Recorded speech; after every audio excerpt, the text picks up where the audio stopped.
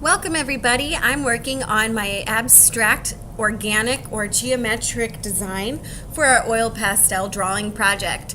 I am sketching out everything very lightly with an H pencil. I had to darken it for video recording purposes, but you guys will be using an H pencil. If you're not using an H pencil, then you are going to struggle later because it will blend into the oil pastels due to all the weird graphite stuff mixing up in it.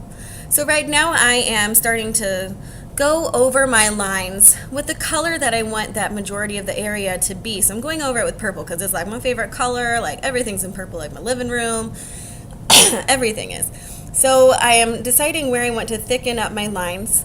And I'm just using the side of the pastel to lightly coat an area full of that color so I can see where is a negative part and where is the positive part. The positive parts of my drawing are where I'm adding color. So I'm moving my hands around a lot. I'm obviously not drawing this fast. I had to fast forward it.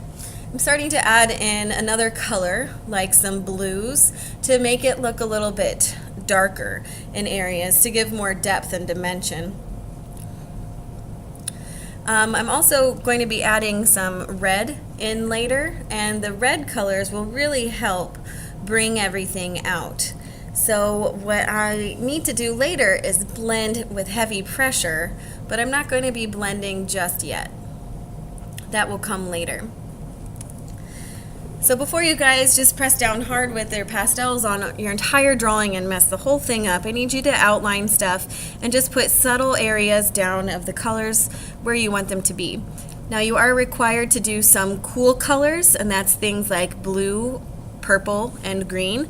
But remember that green and purple, when they mix together, make kind of a puke color, so it won't look that good. You have to have some heavy, smooth blending. I'm also going to have you guys do some feathering where it looks like it's a waterfall blending or ombre effects.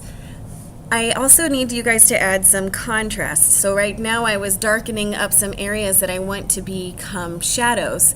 So I pick one side of my swirl to strengthen up the design, and I'm going to pick one side to be the dark areas, and then later I'm going to go over it with white and choose those parts to be the light areas.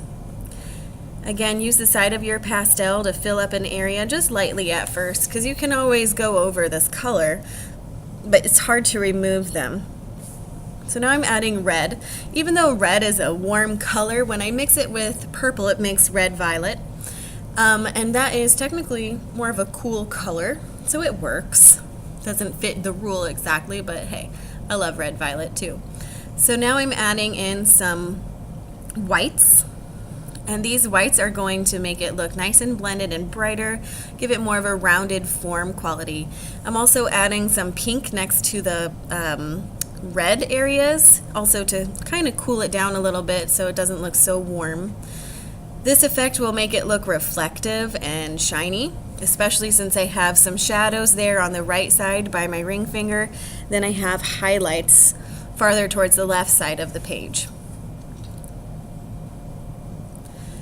In the center part here of the spiral, I'm just adding a little bit more solid colors. I am pressing down hard because I know I want that part to be darkish blue, and I'm spreading it around with my finger. You can use a pastel for this part, a paper towel. Of course you're using a pastel for this part. Also use a piece of paper. You can get a piece of construction paper out of the crappy paper drawer in the room, and this will help you not mess up my tables so it doesn't mess up somebody else's project, so we don't have to spend a lot of time cleaning. Just use the paper as your sacrificial part of the project to just mess up the table. It also looks kind of cool at the end. So now I'm working on the other sides. I added these parts later as to look kind of like trumpets, so they're fanning out and they're feathering out. I'm blending in some pinks again and some reds, and I wanted to keep that center part